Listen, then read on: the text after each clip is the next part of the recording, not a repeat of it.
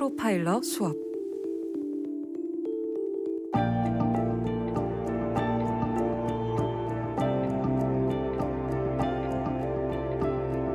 매주 화요일마다 뉴스 하이킥에선 특별한 수업이 열립니다. 프로파일러의 시점에서 사건을 날카롭게 그리고 깊게 들여다보는 프로파일러 수업. 제가 강의를 하고요. 매주 함께하는 수강생이 있죠. MBC 라디오 북클럽 진행자이자 북튜버로 활동 중인 김겨울 작가 나오셨습니다. 어서 오세요. 안녕하세요. 김겨울입니다. 네, 오늘 수업도 유튜브로 생중계되고 있습니다. 유튜브에서 표차원의 뉴스 하이킥 검색하시면 저희 수업 장면도 직접 보시고 댓글로 참여도 가능하십니다. 네, 유튜브와 함께 문자 참여도 열려 있습니다. 사건을 파헤치면서 궁금한 점 있으신 분들은 짧은 건 50원, 긴 건 100원이 드는 문자번호 샵 8001번 혹은 무료인 스마트 라디오 미니와 유튜브 댓글도 열려 있습니다. 네, 그럼 프로파일러 수업 본격적으로 시작하겠습니다. 오늘 만나볼 사건은 뭐죠? 네, 최근에 보도가 많이 되었던 충격적인 사건인데요. 먼저 관련 내용 들어보겠습니다. 술값 시비 끝에 손님을 살해한 뒤 시신을 훼손하고 산에 유기한 인천 노래주점 업주 34살 허민우가 검찰로 송치됐습니다. 허민우는 오늘 아침 8시쯤 미추홀 경찰서를 나서면서 심경을 묻는 취재진의 질문에 속상한 마음에 시신을 유기한 곳에 4번 정도 갔었다며 술도 2번 따라 놓고 했었다고 말했습니다. 허민우는 지난달 22일 새벽 2시쯤 자신이 운영하던 인천 중구의 한 노래주점에서 술값 시비가 붙은 40대 손님을 주먹과 발로 때려 살해한 뒤 시신을 훼손해 유기한 혐의를 받고 있습니다. 네, 이 사건 많이 보도가 됐죠. 인천에서 있었던 노래방 살인 사건이잖아요. 네, 그렇습니다. 원래는 이제 실종 사건으로 알려졌다가 살인 사건으로 전환이 됐었죠. 지난주에 이제 범인의 신상이 공개됐고요. 현재는 구속 상태로 검찰에 넘겨졌는데요. 오늘 이 사건의 여러 포인트를 좀 짚어볼까 합니다. 네, 뭐 보도가 많이 돼서 많이들 알고 계시긴 하겠지만 그래도 또 깊은 내용 모르시는 분도 계실 테니까요. 네. 이 사건의 좀 사실관계 네. 정리를 좀 해주시죠. 네. 일단 지난 4월 22일 목요일 새벽에 인천의 한 노래주점에서 일어난 사건입니다. 네. 이 가해자는 노래주점을 운영하던 업주로 30대의 허민우였고요. 가해자는 손님 B 씨와 술값 문제로 실랑이를 벌이다가 손님을 주먹과 발로 구타해서 결국 숨지게 만들었습니다. 네. 이 허 씨는 경찰 조사에서는 손님에게 술값으로 현금 10만 원을 내라 이렇게 했는데 2만 원만 내서 실랑이가 있었다. 근데 그 실랑이를 하고 노래방을 나갔다 이런 거짓 진술을 했지만 처음엔 그랬죠. 네. 근데 이후에 노래방에서 이 숨진 손님의 혈흔이 또 인체 조직이 발견이 되면서 꼬리가 잡혔습니다. 네. 알고 보니 허 씨는 집에서 흉기를 가져와서 노래방 화장실에서 시신을 훼손한 뒤 비닐봉투에 담아서 보관하다가 이틀 뒤에 차에 싣고 부평구의 철마산에 찾아가서 시신을 유기한 것으로 밝혀졌습니다. 네. 사실 이 손님은 허 씨와 실랑이를 벌이던 22일 오전 새벽 2시에 직접 112에 신고 전화를 걸었다고 합니다. 술값을 못 냈다 이런 신고를 했다고 하는데요. 예. 경찰은 긴급 상황이라고 판단하지 않았다고 하고요. 사실 이번 사건의 가해자인 허민우는 폭력 조직에 가입해서 활동을 한 혐의로 보호관찰 기간이었던 상태로 밝혀졌습니다. 네. 제가 이 사건에서 프로파일러로서 주목하는 포인트는 치명적인 조합입니다. 치명적인 조합이요. 네, 세 가지. 네. 이 허민우라는 공격성 강하고 분노가 내재되어 있는 또 폭력성이 있는 사람의 인성적 문제가 하나가 있고요. 또 하나는 피해자의 그런 음주 이후 자극하는 이러한 행동이 있었죠. 네. 그 사이엔 뭐가 있었냐면 코로나19 상황으로 인해서 노래방의 영업에 어려움이 있었고 그리고 방역 지침을 어기고 네. 몰래 심야까지 그 영업을 했던 이 상황, 요인 이 세 가지가 합쳐져서 나타난 비극적인 사건이고요. 이 셋 중에 하나만 없었어도 허민우는 늘 그렇게 껄렁껄렁하면서 사업하고 살아갔을 테고 피해자도 술 드시고 집에 돌아가셨을 테고 했을 텐데요. 이게 처음부터 계획되거나 또는 타겟을 놓고 미리 범행을 하겠다라고 생각했던 상태에서 이루어진 것이 아니다 보니까 이 부분을 제가 이제 치명적인 조합이다라고 말씀드리는 겁니다. 치명적인 조합이 만나서 불행한 결과로 이어졌군요. 그러면 지금부터는 제가 궁금한 점을 몇 가지 좀 질문을 해보겠습니다. 예. 일단은 범인이 말씀하신 것처럼 신고하겠다고 협박을 해서 우발적으로 범행을 했다 이렇게 주장을 하는데 우발적 범행으로 보는 게 맞겠나요? 우발적이라는 표현은 사실 뭐라 그럴까요? 이게 칼로 이렇게 자르듯이 명확한 표현이 아니거든요. 네. 그러니까 계획적이냐 우발적이냐라고 했을 때 사전에 이 손님을 살해하겠다. 또는 누구든지 들어온 손님을 한 명 살해하겠다라고 흉기 준비하고 이런 상황은 아니었단 말이죠. 그렇다고 해서 그러면 살해 고의나 의도 없이 화나서 한번 이렇게 주먹을 휘둘렀는데 우연하게 상대방이 급소를 맞아서 사망했다? 이런 우발은 절대로 아닙니다. 네. 그러니까 계획적인 것은 분명한데 그 계획의 수준이 사전에 치밀하게 이루어진 계획은 아니고요. 분노 감정을 느낀 이후에는 아예 살해를 하겠다는 고의가 있었든지 아니면 우리가 흔히 미필적 고의라고 하죠. 네. 죽어도 상관없다. 나의 이 분노를 이 폭력으로 표출할 거야라는 어떤 각성과 인지는 분명히 있었다는 거죠. 이것을 우발적이다라고 표현하는 거 저는 맞지 않다고 생각합니다. 네네. 미니에서 전다은님도요 계획적으로 그런 것 같은데요 이렇게 의견을 주셨는데 지금 이제 설명해주신 부분에서 그렇게 바라볼 수 있을 것 같습니다. 그리고 지금 살해 후에 시신을 훼손을 했잖아요. 네, 사실 이게 살인과 별도의 범죄로 분류되는 걸로 알고 있는데 그렇죠. 이렇게 훼손을 하는 범인의 심리는 무엇인가요? 시신 훼손 사건에 있어서 사실 이제 언론에서는 훼손 자체가 잔인하고 흉포하다 보니까 이 사건의 어떤 그 범인의 악마성 혹은 잔혹성 네. 이걸 상당히 이제 강하게 투영하는 경우들이 많아요. 그런데 훼손했다는 것만으로 자동적으로 그렇게 잔혹성이 다른 사건보다 높아지거나 하는 것은 아니거든요. 왜냐하면 과거에 이제 요즘은 그런 사건이 많이 발생 안 하는데요. 과거 7, 80년대 많이 발생했던 사건이 그 가정폭력 피해 여성이 그 가해 남성 주로 이제 배우자인 경우가 많죠. 네. 동거남이거나 이런 경우에 살해하고 이렇게 차량도 없고 힘도 약하고 하다 보니까 온전한 피해자 시신을 유기는 못해요. 그리고 신고를 할 생각은 못하고 범행을 은폐하고 싶고 그때 이제 훼손해서 그 차례차례 조금씩 이제 유기하는 이런 일들이 꽤 많았어요.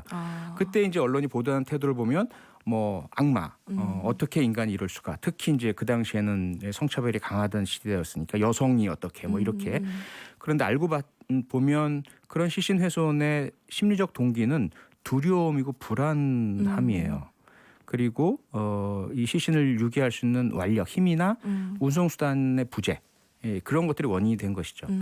그런데 반대로 예를 들어 연쇄살인범 유영철의 경우에는 네. 그도 역시 시신을 은폐하기 위해서 훼손하고 절단하긴 했지만 그것만 한 것이 아니라 그 과정에서 자신의 이제 범죄적인 쾌락을 얻기 위한 다른 행위들도 했어요. 그런 목적도 들어갑니다. 그 당시에 그런 행위에 있어서의 시신 유기는 이 범죄 심리적인 이상 욕구가 반영된 거로 봐야죠. 네. 그래서 일률적으로 시신 훼손이 있다는 것만으로 그렇게 잔혹하다라고 보기는 어렵고요. 네. 이 사건 같은 경우에는 왜 시신을 훼손을 했느냐? 역시 마찬가지로 범행 은폐, 잡히면 안 된다, 잡히고 싶지 않다라는 불안과 두려움의 발로이고 그냥 온전한 시신을 유기할 방법은 없다 보니 그런 행동을 했다라는 것이 일단은 가장 합리적인 설명이 네. 아닌가 싶어요. 그렇군요. 지금 미니에서 이지원님께서요. 유기한 산에 가서 술을 뿌렸다고 하던데 섬뜩하네요. 이렇게 보내주셨는데 이 범인이 본인이 이렇게 이야기를 했어요. 속상한 마음에 시신을 유기한 장소에 4번 정도 가서 술도 2번 따라놓고 죄송합니다라고 했다. 이렇게 이야기를 했는데 이 주장을 어떻게 봐야 되나요? 네, 그런 경우들이 있어요. 제가 과거에 면담 조사를 했던 연쇄살인범이 있거든요. 대전 청주 일대에서 연쇄살인을 했던 택시기사가 있었는데 네. 그 친구가 연쇄살인범인데도 시신을 이제 차 트렁크에 싣고 이동하고 이러면서 자꾸 이제 룸미러에 그 트렁크에 들어가 있어야 할 시신이 앉아서 자기를 지켜보더라는 거예요. 너무 겁나고 두려워서 밤에 잠도 못 자고 꿈에 나타나고. 근데 범인들도 살인범들도 그 두려움과 불안을 많이 느낍니다. 여기에 대해서 어떻게 하느냐. 이 범인 같은 경우에는 모르죠. 그가 과거 조폭 시절에 네. 그들 조직원들끼리 이러한 의식을 치렀을 수도 있고 혹은 뭐 가족과 함께 뭐 제사했던 그런 기억 경험 때문에 이런 행동을 하면 자기가 조금 더 그런 악몽이나 두려움에서 벗어날 수 있을까 했을 수도 있고요. 어쨌든 이 사건 자체를 아직까지는요. 네. 뭐 연쇄살인이거나 혹은 뭐 담대하게 그런 계획적으로 손님을 살해하겠다고 미리 마음 먹었거나 이후에도 그런 행동을 통해서 뭔가 범죄적 쾌락을 얻으려고 했다거나 이런 증거는 전혀 없어요. 무조건 그것을 잔혹하게만 보는 것도 바람직한 것은 아니다. 있는 그대로 사실대로 봐야 될 거 아니겠어요? 네, 그렇군요. 네, 이 손님 A 씨가 그 살해되기 전에 112에 신고를 했었는데 뭐 싸우는 상황에서 이제 신고를 했다고 하고요. 네. 경찰에서는 이것을 위급 상황으로 판단하지 않아서 출동은 하지 않았다고 합니다. 근데 이제 방역법이 또 걸려 있다 보니까 이 초동 대응에 대한 비판도 있는 상황이긴 한데요. 예. 이 대응은 어떻게 보시나요?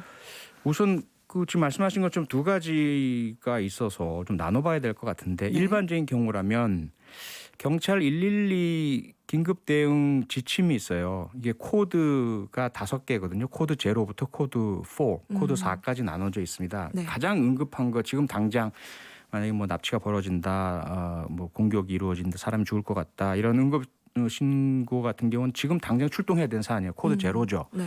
그런데 예를 들어 뭐 민원 사항 누가 내 돈을 안 갚고 있어요라든지 경찰의 출동이 필요하지 않은 사항 하지만 기록을 해두고 나중에 그것을 뭐 추가적인 문제가 생긴다면 활용할 것 이것이 이제 코드 4가 되고 4가 되거든요. 네.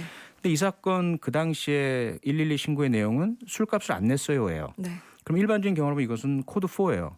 그건 이제 채권 채무 관계가 될 테고 만약에 그것이 자신이 아예 안 내겠다는 의지가 강하게 되면 무전 취식죄라는 그런 가벼운 벌을 받을 수 있는 행위이긴 하지만 경찰의 응급 출동을 요하는 것은 아니죠.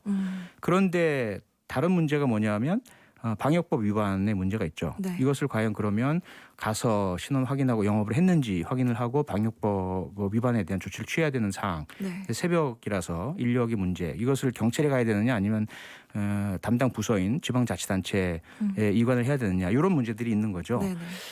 다만 그런데 문제는 결과론을 가지고 언제나 우리가 이렇게 될 줄 알았다면 당연히 가서 막았겠죠. 네. 그런데 숱하게 들어오는 하루에도 뭐 수백 건 수천 건 들어오는 112 신고 중에서 술값 안 냈어요라는 게 살인으로 이어질지 예측한다면 그건 인간이 아닌 거죠. 그런 아쉬움이 있어요. 결과론 네. 가지고 늘 이야기하자면 뭐 못할 이야기 없는 거죠. 그렇죠. 네.